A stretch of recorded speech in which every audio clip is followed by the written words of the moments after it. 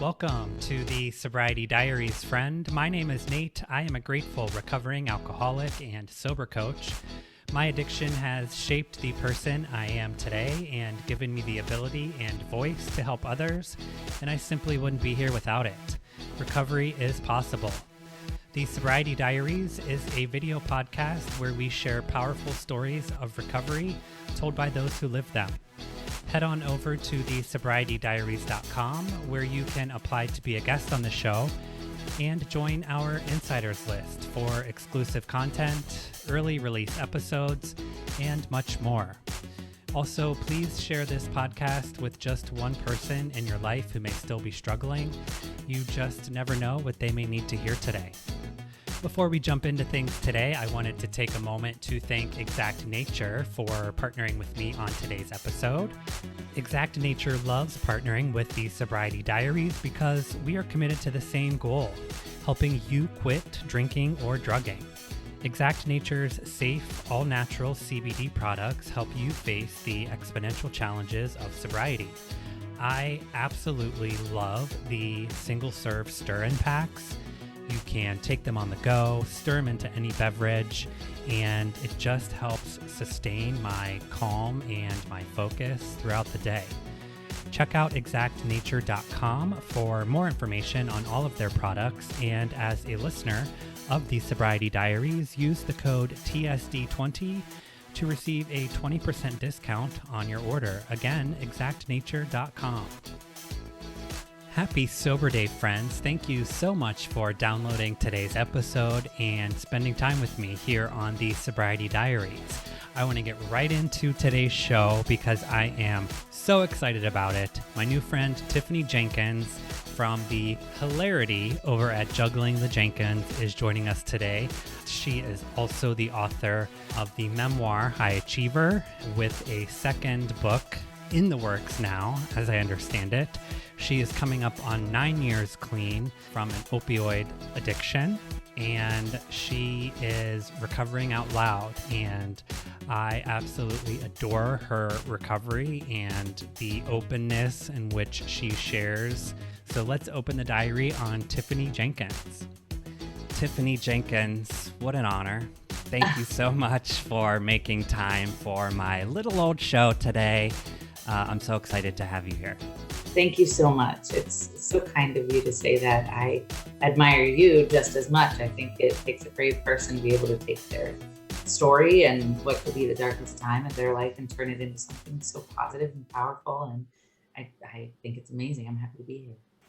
I definitely want to talk about High Achiever. It changed my perspective on my recovery and things that could have been shameful in my past, and helped me look at them in a different way. So I certainly want to talk about that.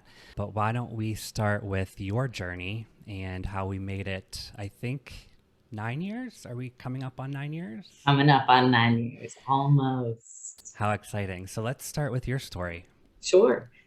So I never really knew growing up what an addict was. I had an idea of what an addict looked like, but it was always, a scruffy grown man living under a bridge. It was never me. I grew up in a home with a police officer as a stepfather, and there was lots of structure in the house. I knew right from wrong. I knew what I was supposed to be doing, and I was a cheerleader in high school, and so I got good grades, and I did the right thing, and I made the right choices. And I made it all the way through high school. It wasn't until my senior year that I had my first sip of alcohol, which was the first thing that I had done at all that was bad up until that point. And when I had that first sip of alcohol, it awakened something inside of me. It made me numb. It made me feel nothing for the first time. And prior to that, I had been struggling with all these things, but I didn't realize it. There wasn't a name for it. I was a super anxious kid. I experienced being overweight and being bullied, but I thought that was just a part of growing up. I started thinking really negatively about myself because of the people who made fun of me And so I was constantly obsessing and wondering what people were thinking of me and wondering how I was coming across. And it wasn't until I had that sip of alcohol and felt absolutely nothing that I realized that it was possible to stop all these things that had been plaguing me up until that point. And what ended up happening was that feeling was so good that I did whatever it took to continue feeling it. And that included skipping school. And within 3 months of drinking alcohol, I ended up completely dropping out of high school. It was my senior year. I was almost done. And I wanted to be where the people who were drinking and smoking were. My parents were so confused. Everybody was confused. And I began to feel guilt and shame. And so in order to make that stop, I just kept doing what I was doing. And things escalated as they do. The drinking turned into smoking, marijuana, and then eventually it turned into my drug of choice, which I don't know how graphic we want to go on the show, but I'll keep it. Yeah, I just don't want to trigger anyone. Yeah. And I know that there's people in all different stages Yes. of recovery. And so I like to keep it general, but my drug of choice was opiates. And so I had no idea that you could get addicted to them. I thought things that you got addicted to were the harder drugs, the ones that you used intravenously, Right. or the ones that you smoked. I didn't think that opiates could do that to you. And so I started doing opiates a little bit at a time. Just, it was fun at first. Me and my friend were doing them until there was a night where I felt really sick. And it felt like my bones were growing out of my body. It felt like I was getting bit by little ants. And I was like, what is going on? And my best friend was like, it's probably because you haven't had a pill today. Go do one. You'll be fine. And so I went and I got one. And all of that pain went away instantly. And that was the night that I stopped using drugs for fun and started using them because I had to in order to not feel that anymore. And it wasn't long after I got that like addicted feeling that my mom got really sick. She was diagnosed with cancer at 46 and she passed away 5 months later. Wow. Yeah, it was super sudden, super quick. And I found out I was getting a trust fund. And I was like, I know that I'm going to end up dying if I get this trust fund. And so I went to the person who was in charge and said, I think I have a problem. And if you give me this money, I'm just going to buy drugs with it. So I went to rehab. I went to rehab because I thought I was supposed to, not because I wanted to. Right. I thought it was the right thing to do. And so I was defiant the entire time. I thought that the problem was the opiates. I said I was going to keep drinking. I was going to keep smoking. I just wasn't going to do the pills. And I could see that the counselors in the rehab were upset with me. And they're like, you don't get it. And I'm like, no, you don't get it. And I was just so hurt from like the passing of my mom. Yeah. I thought I knew everything. Yeah. And so 3 months after I got out of rehab, I had managed to not do pills yet. I was just drinking and partying like I knew I would. And I met a police officer at a bar one night and he was interested in me. And in my head, I was like, oh yeah, this is perfect. This is what I need to not do drugs. Because obviously you can't do drugs if you're dating a cop. That would be impossible. Or can you? Well, fun fact, addiction doesn't really care who you're dating. It doesn't care what your dreams are or what your goals are. And so I was introduced again to my drug of choice at one point, and I took it. And I was fully prepared for him to break up with me the minute he saw me. He would know I was high because it was like his one job in life to find high people and arrest them. Right. But he didn't know. For 2.5 years, I hid my addiction from him. Was that like a additional layer of the addiction, that adrenaline of not getting caught? That's an interesting question. I think that I was so terrified to get caught because he was perfect and he bought us a home and a puppy. And like by all outward appearances, my life was perfect. And I knew that if he found out the truth about the monster that I was, all of that would go away. And so there came like this new level of desperation for him not to find out. Yeah. And so every word out of my mouth was a lie. And I say it all the time, but like I would start a lie on Monday because I knew I was going to need it by Thursday. And so I would just start planting the seed and be like, oh, remember that thing I told you about where I wasn't going to have money? It's happening now. And he was just so kind. And so I think he loved me so much, he was blind to the truth. He didn't want to see it. And so with this newfound desperation came like a drop in morals. And I found myself using drugs in a way that I never thought I would. And I began using them intravenously, and I got addicted to that, the process of it. It Yeah. was like a ritual, a very personal ritual. And I knew that something was going to happen. And I had hoped selfishly that it would be death, because I felt like I was never destined to be an adult. Like I was born by mistake and I was meant to live like a fast, short little life and fizzle out. And to be honest, the idea of living a life without drugs seemed impossible. And so I would every day I would hope for death. I would wake up, it would be my first thought, like, how can I die today? And then my second thought was, okay, how do I get money to get drugs? And it was a roller coaster I couldn't get off of. In my addiction and in my desperation to hide it from him, I started pawning things from around the house. And it started with my things, and then I ran out of my things and I started pawning his things. But I had every intention of getting them back from the pawn shop. As we do. Yeah. Yeah. And it just never happened. And so um, one day when I had nothing left to pawn, my drug dealer asked if I had a way to obtain any guns. And I said, for sure, I do. Again, thinking that I'd be able to get them back.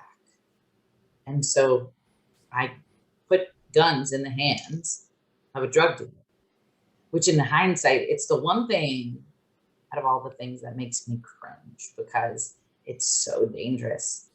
But in that moment, I did not care. I didn't care. It wasn't about putting drugs in the hands of drug dealers. It was about having enough pills to make it through a day, to Right. keep my life going. It felt like my life depended on it. And then I got caught. I don't know how I thought I wouldn't. I think part of me thought if he ever found out, he would be like, Tiffany, that's so bad. Yeah. Let's go to rehab. Right. I wasn't counting on his sergeant finding out first. And that's what happened, because they investigated. He noticed the guns were missing right away. And he reported a burglary in the home. Mm. They came to investigate. And I was acting real suspicious, even though I thought I was putting on like an Academy Award winning Right. Right. I guess I was suspicious. So they ran my name in the pawn thing, and it was like bleep, bleep, bleep, bleep, bleep. All the things I'd ever pawned came up. And his sergeant went to him and was like, do you know that your girlfriend's doing this? And he had no idea. And so he's like, I'm sorry, we have no choice. We got to go arrest her. And I was woken up out of bed and arrested, and it was the end as far as I was concerned. It was out of the bag. Everybody knew who I was. Everybody knew the things that I had been hiding in the dark for years. I was taken to jail. I was charged with like 17 to 20 felonies initially. And yeah, I tried to die in jail on day 3. I tried to take my own life because, again, the withdrawals combined with the mental anguish, combined with looking towards the future and just thinking like there's nothing there. I can't do it. I don't have the willpower or the strength to do it. I was like, I gotta go. And so I tried with all my might to end my life, and I was found, and they saved me, and I was super pissed about it. And they took me to suicide watch and stripped me of my clothes and my glasses and everything. And I detoxed on the floor. The more Can I time ask you real quick about yeah, the counselor that brought your glasses to you that you knew from high school? yeah, Is there any contact? Do you yeah, guys, yeah? yeah. We still talk all the time. I'm happy to hear that. Yeah. She's incredible. She was the first person who, in my addiction, like once the mask had come off and my real broken self was revealed, she was the first person who treated me like a human. Yeah. And there were all these little things that occurred along this journey that ultimately, I believe, led to who I am today. And that was the first thing that happened that made me who I am. It was the first person to treat me like a human and remind me of my old self again. And I think her grace and kindness really helped me make it through. A simple gesture that they are, helping to fulfill or helping to really something simple in their mind, how it can affect or impact someone who is broken and is just sort of yearning for that small little sign or small anything really. And you've said that it's one of the things that has made you who you are. Yeah. I love And that. it's so hard for people to do that, especially when it comes to addiction, because when we're in active addiction, we're not making good choices. We're No. not being good people. And Right. so to extend grace to somebody who maybe doesn't deserve it at the time, it takes a big person to do that. The longer I stayed in jail and the longer the drugs left my system, the more I found myself feeling human again. Like the first time I laughed, genuinely belly laughed in jail, it was so confusing. It made my cheeks hurt. And then I cried because I forgot what it was like to feel joy. Yeah. I had been like numb for so long. And I was like, oh my gosh, I remember now. And that was a turning point for me. And then my father visiting me on Christmas was a huge turning point. My dad came in and he had been an alcoholic my whole life. And so when he came in and told me he had cancer, I was sad. And then he told me that he had like 62 days sober. It was so amazing. I couldn't believe it. I couldn't fathom him not being under the influence. And I said to him, what does this mean? He's like, it means you need to get your crap together and get out of here and let's do this recovery journey together as a family. And he said, I will always love you no matter what. I'm your dad. There's nothing you could ever do to make me think of you any different. And I didn't think I was capable of being loved. I didn't think I was worthy of love. And the idea that this person had faith in me, even though I didn't have faith in myself, is really what made me write to the rehabs and beg for the judge to let me go to rehab. Wow. That conversation has like every emotion under the sun with your dad. Yeah. I can't imagine. Yeah. It was a mixture of emotions, for sure. And I tried not to focus on the cancer part of it, other than I was like, okay, I gotta get out of here. I gotta spend time with him. And before it's too late, I had already blew it with my mom. I was in a haze of drugs with my mom. And I was like, this is my chance to get it right. And so the judge gave me two options and said, you can stay in jail for a while, or you can get out of jail and go to a 6-month treatment program. And I chose the treatment program because I knew that my brain was going to go with me wherever I went. And I needed help. I needed to figure out why I was doing the things that I was doing. And so I spent 6 months in rehab, and it was something that I wanted instead of something that I just thought I was supposed to do. I wanted it. And when you want something, you're willing to do whatever it takes. And you're willing to fight and put up with all the crap that goes along with it because you want it. And that's what it was. I was a sponge. I just absorbed everything. I listened. I took notes. I asked questions. I was so determined to find out why I was the way I was, why I couldn't function like a normal person, and what I needed to do to live life differently. And after 6 months, I made the decision to go to a halfway house so that I could still be accountable, but learn how to live life without drugs. Is there any sort of treatment or meetings or anything inside the correction facility? They have NA come in once or twice a month in the jail that I was in. Yeah. And the only reason that I signed up for the classes was to get out of the pod because I was so sick of looking through the same walls. I never really got anything out of the meetings personally. However, there's the jail in my town that I go and I speak to. They have programs. It's called the Recovery Pod. And from sun up to sundown, you're in classes and there's speakers and you're doing assignments and you're learning a life of recovery. You have to qualify to get into the pod, and then you qualify to get out of it and graduate. And the success rate is unbelievable. And I think that makes all the difference in the world because you can keep me caged away from the drugs all you want. Right. But until I learn how to not live without drugs, I'm going to be right back where I am now. We as addicts use drugs and alcohol as our only coping mechanism and the only way to deal with life and to when we're happy, when we're sad, when life's hard, when it's good, like that is what we do. And Yeah. to your point, until we learn otherwise or help to develop other tools to use, we're going back to what we know. Like Yeah. I like to tell the story. Like I had a stroke at the age of 32 as a direct result of my alcoholism, and I laid in the hospital for 6 weeks and thought about what my first drink would be.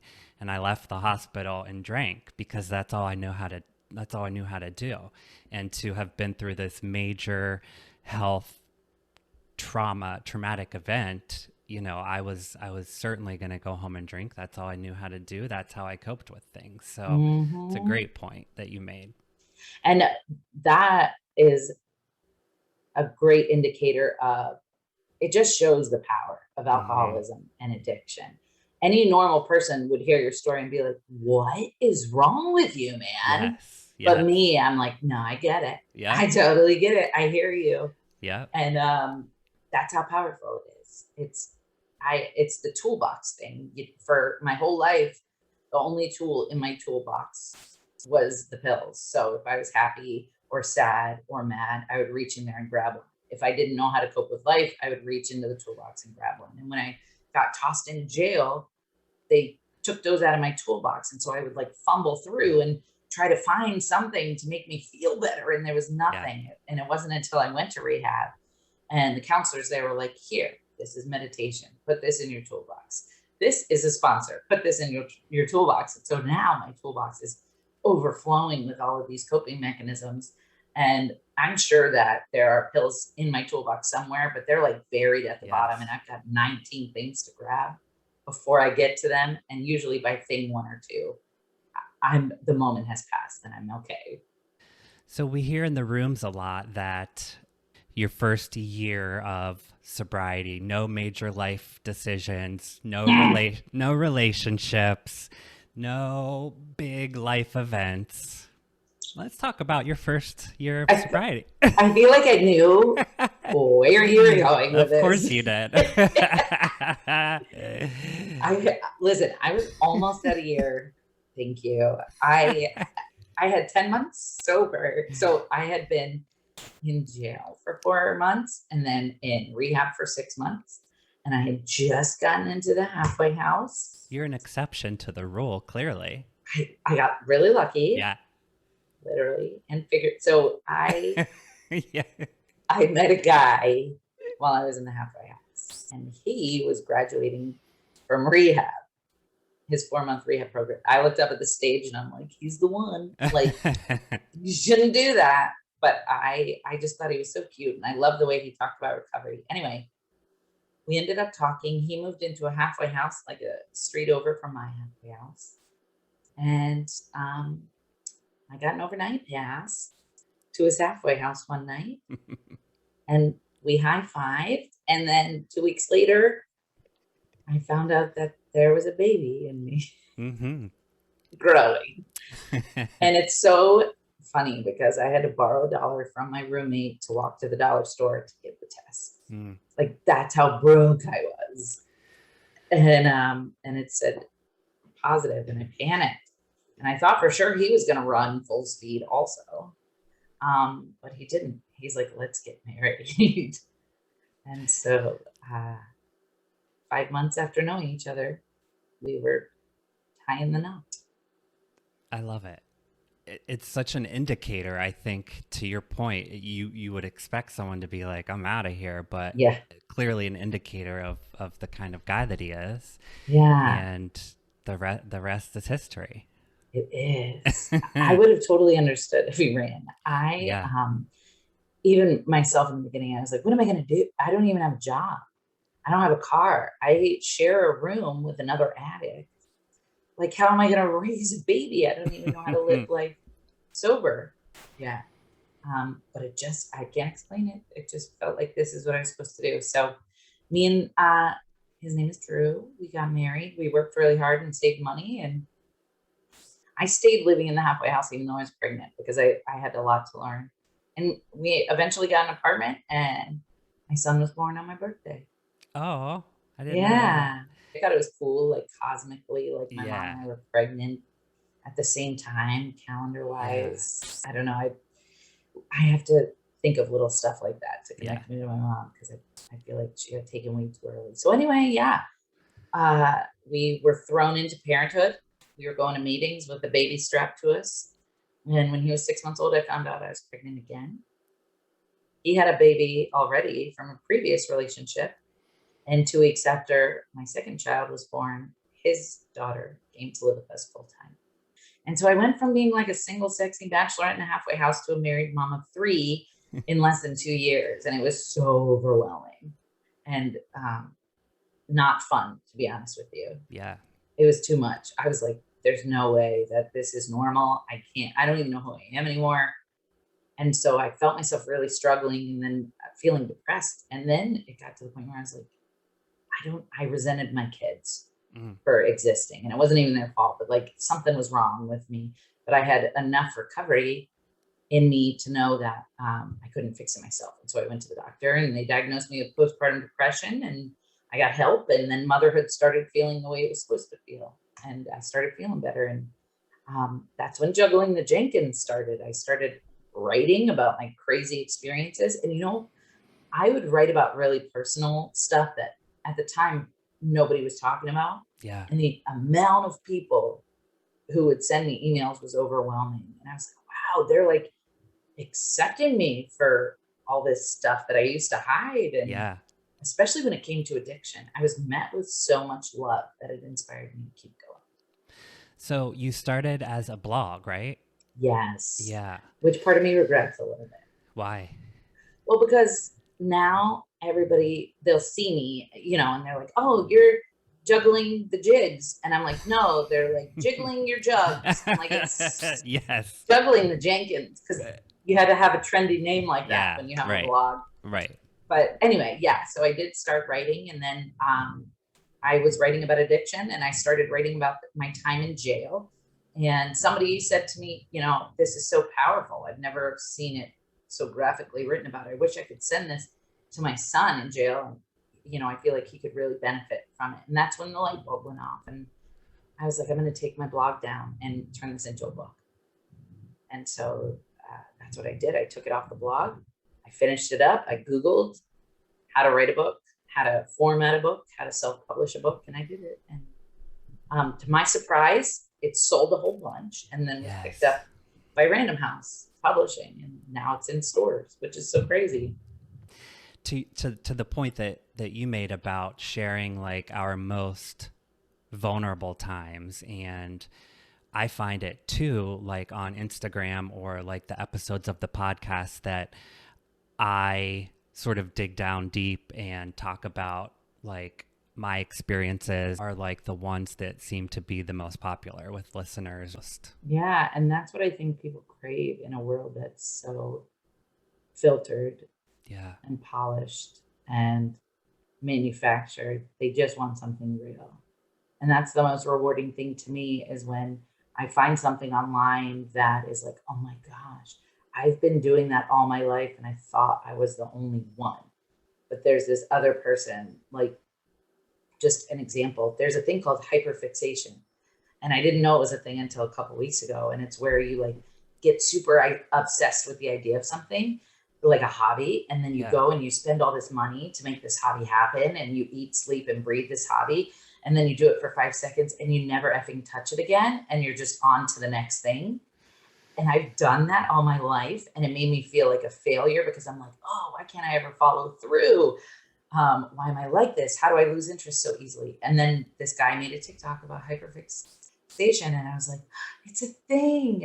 And I felt okay with myself. Yeah. Because I wasn't a failure. It's like a literal imbalance in your brain. Yeah. Or you were telling your story about your Oscar award-winning performance when the cops came.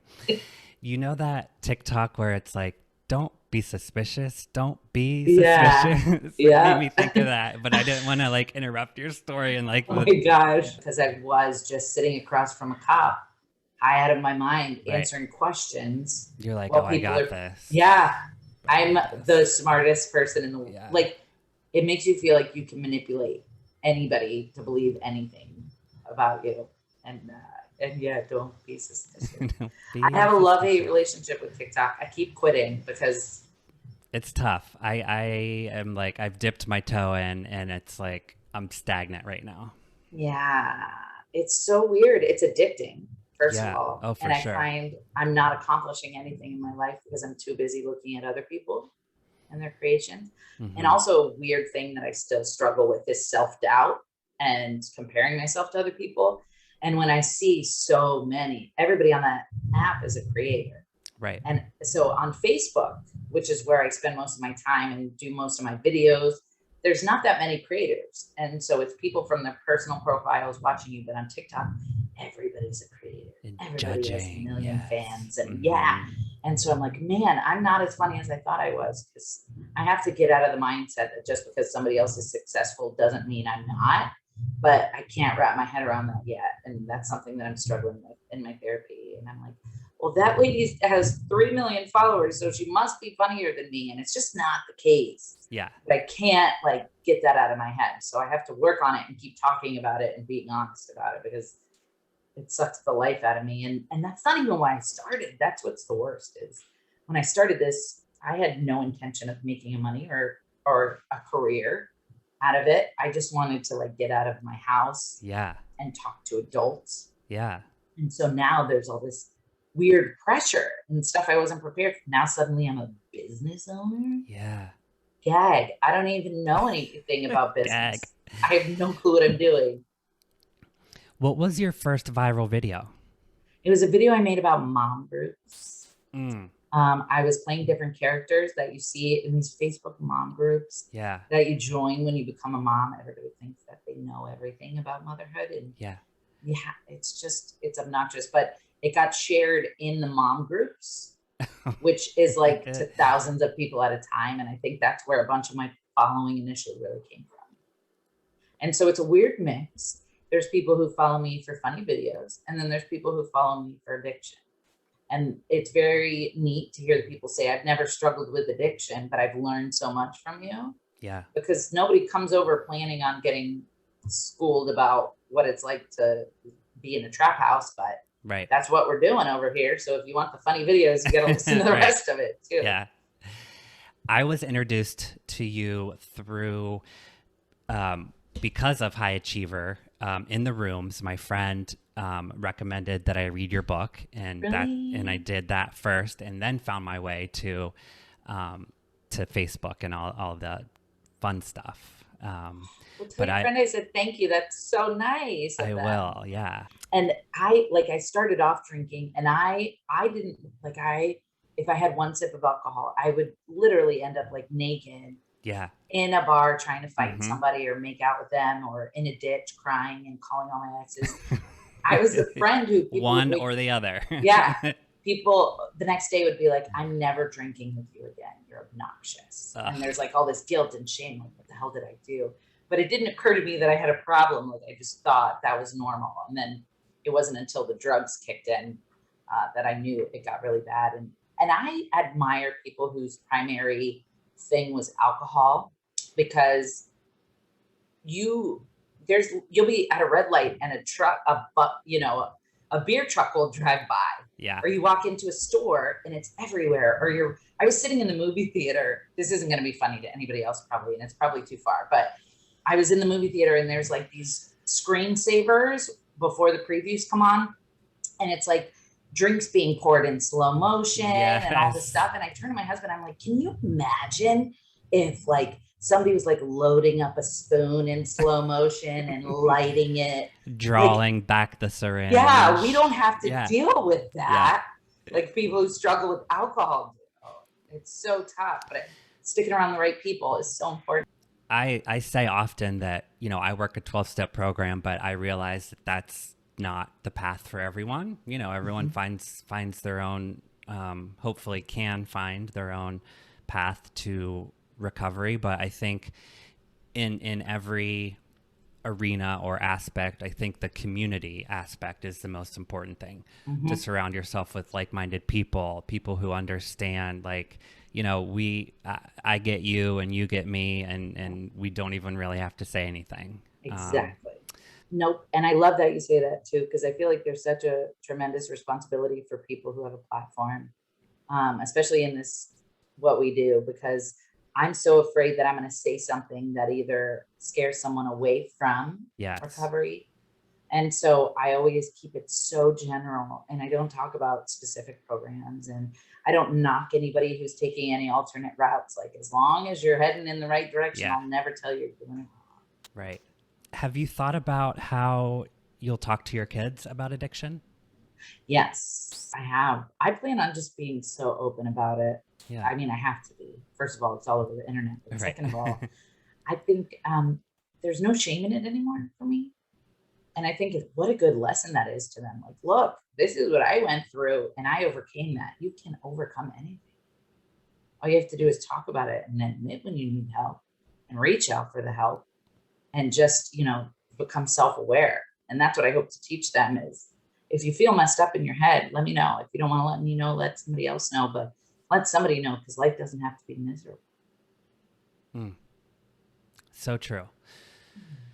I knew nothing about recovery, or that I had no idea that this world existed of like evolution, wanting to be a better person, learning about yourself and what like the core root of, our problems. And it just has been the last 6 years has just been, and to your point, like when you went into rehab, just sucking everything up and wanting I want all the knowledge. I want it all, and to then hopefully be able to turn and impart that on other people and try to help maybe just one person. I say at the end of the episodes, if we help just one person, I think our job is done. So it's about making a difference to just one person. Yep. Yeah. Well, I appreciate you having me. Yeah, I appreciate you and all you do, bringing awareness to addiction and, I think more importantly, recovery. Amazing. I think you're awesome. I look forward to when it comes out. I'll share it out. Thank you so much for including me. Appreciate it. Let's keep in touch, my friend. Okay, sounds good. Okay. Okay, bye. Okay, bye. Have a good day. I appreciate ya. You too. Thank you. Bye-bye. Bye. Do I leave now? Or do we just end the podcast? Do I leave? Is this the end? Thank you so much, Tiffany. I wanted to end with the starfish poem. For those of you who follow me on Instagram, you may have seen the teaser that I posted on my reels about the starfish poem, and me not being able to understand what Tiffany was saying because of her thick Floridian accent. But I wanted to read it here on the podcast and reference the fact that I say at the end of each episode, if we help just one person, our job is done. So, making a difference, the starfish poem. One day, a man was walking along the beach when he noticed a boy picking something up and gently throwing it into the ocean. Approaching the boy, he asked, "What are you doing?" The youth replied, "Throwing starfish back into the ocean. The surf is up and the tide is going out. If I don't throw them back, they'll die." "Son," the man said, "don't you realize there are miles and miles of beach and thousands of starfish? You can't make a difference." After listening politely, the boy bent down, picked up another starfish, and threw it back into the surf. Then, smiling at the man, he said, "I made a difference for that one." And I couldn't think of ending on a more perfect note. Thank you so much for listening today. Huge thank you for Tiffany for your time and being so open and honest with us. Hopefully you heard something that resonates with you today, and if we help just one person, our job is done. Check back soon for new episodes with new stories to tell, but until then, try your best not to drink and be good to yourselves. Bye, friends.